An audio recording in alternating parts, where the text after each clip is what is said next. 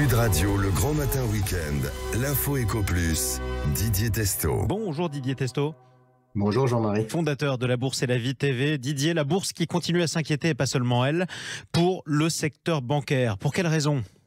Oui, il faut dire qu'après le Crédit Suisse, c'est le tour de la Deutsche Bank de susciter des inquiétudes malgré les assurances des banquiers centraux. Alors il est peut-être utile de rappeler que la Réserve fédérale américaine, depuis un an, avait entamé son cycle de resserrement le plus rapide, on va dire, de ces dernières années, et les premiers effets, se sont fait sentir, mais d'abord sur la planète financière, pas encore vraiment sur l'économie. Une hausse des taux, cela prend du temps à se répercuter, mais les faillites de SVB, de signature de Crédit Suisse, dont on a eu l'occasion de parler, ont révélé les faiblesses de certaines banques dans ce nouvel environnement. Spécialistes diront globalement, les banques sont mieux capitalisées qu'en 2008, nous ne sommes pas dans la même situation, mais le sujet de l'immobilier commercial, plus globalement, la qualité des actifs des banques reste pour le moment un sujet d'inquiétude pour les investisseurs, d'où ces mouvements que l'on constate sur les marchés. Alors la BCE a rassuré, la Banque Centrale Européenne, sur la Deutsche Bank, mais on a vu par exemple la Banque d'Angleterre avoir peur de risque de faillite de caisses de retraite du fait de pertes obligataires, et le gouverneur de la Banque d'Angleterre par exemple a expliqué qu'il y avait un very heightened risk, donc un haut risque dans ce domaine. Oui, bref, c'est assez inquiétant. Quoi qu'il en soit, vous parliez d'inflation, elle reste malgré tout dans le monde à un niveau assez élevé, Didier. Oui, une carte du monde se permet de comparer, même si nous ne sommes pas au pic constaté il y a quelques mois, les niveaux restent encore élevés. On est à plus de 3% au Japon, également en Suisse, à 6% aux États-Unis, la Russie est à 11%. En France, alors on était à 6,3%, on arrive à 6%. L'inflation alimentaire, elle reste à 15,8% au mois de mars, et j'ai noté qu'en Allemagne, on était à plus 22% sur cette inflation alimentaire sur les supermarchés, c'est donc énorme.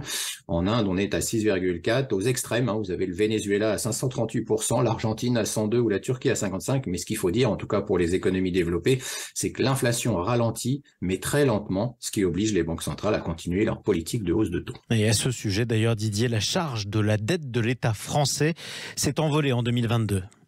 C'est un sujet dont on parle peu, cette remontée des taux et qui a affecté les banques, mais aussi les entreprises endettées. Et d'ailleurs, pour l'État français, là, on s'attend depuis un nombre d'années qu'il nous explique comment il compte dégonfler son mammouth. La note est particulièrement salée.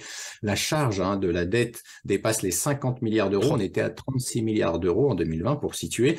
Pour vous donner une idée de ce qui se passe, 1% de hausse des taux d'intérêt, c'est 45 milliards d'euros en plus à trouver. C'est donc important. La réforme des retraites en cours, bien sûr, peut faire partir de l'équation, mais rien ne permet de dire que la France ne sera pas attaquée à jour à cause de cette médiocrité de ces politiques, qui, au lieu de faire nécessaire comme on le ferait pour un chef d'entreprise de PME par exemple, lorsque ça va bien, on réfléchit à dépenser peut-être un peu moins. L'État, lui, dépense toujours plus, mais quand les taux montent, le risque pris peut dégénérer. Effectivement. Allez, on passe aux entreprises après avoir parlé de l'État, et vous nous parlez de la tech chinoise en pleine transformation, nous dites-vous. Pourquoi ?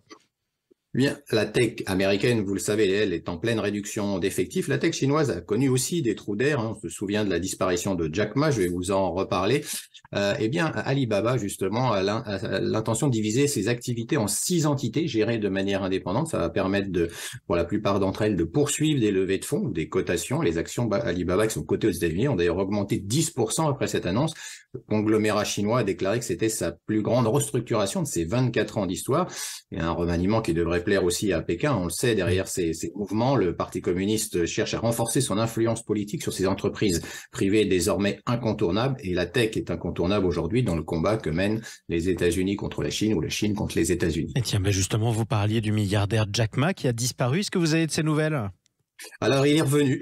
Il est rentré en Chine après un séjour, je mets des guillemets, à l'étranger d'1 an. Ce retour de l'entrepreneur le plus connu de Chine pourrait aider à diminuer les inquiétudes du secteur privé après cette répression réglementaire des 2 dernières années. Après la chute liée au Covid, le gouvernement chinois a tenté de redresser son économie. Le secteur privé est incontournable, mais il lui faut le soutien de la tech. On a vu le sujet de l'intelligence artificielle, où des grands noms US ont demandé un moratoire. Alors l'agence Reuters, qui a rapporté ce retour de Jack Ma, n'était pas en mesure de dire combien de temps il resterait. Et on rappelle que c'est l'homme le plus riche de Chine, l'un des plus riches en tout cas. Après avoir critiqué le parti, il avait tout simplement disparu. Quoi qu'il en soit, Didier, la Chine a marqué aussi des points dans sa volonté de développer les transactions en yuan. C'est la monnaie du pays.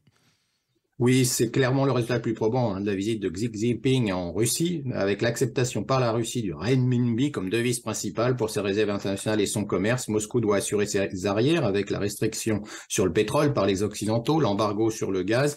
Alors la Chine rêve forcément de faire du yuan une arme économique comme les Américains avec le dollar. La faiblesse actuelle de la Russie qui a besoin de la Chine aide sans doute à ce mouvement historique, mais il faut le dire pour conclure, la dédollarisation de la Russie est en marche, mais au prix de devenir une colonie économique de la Chine, c'est à suivre. Et c'est effectivement à suivre. Merci beaucoup Didier Testo. Je rappelle que toutes vos analyses peuvent être retrouvées sur votre chaîne YouTube, La Bourse et la Vie TV. À bientôt. À bientôt.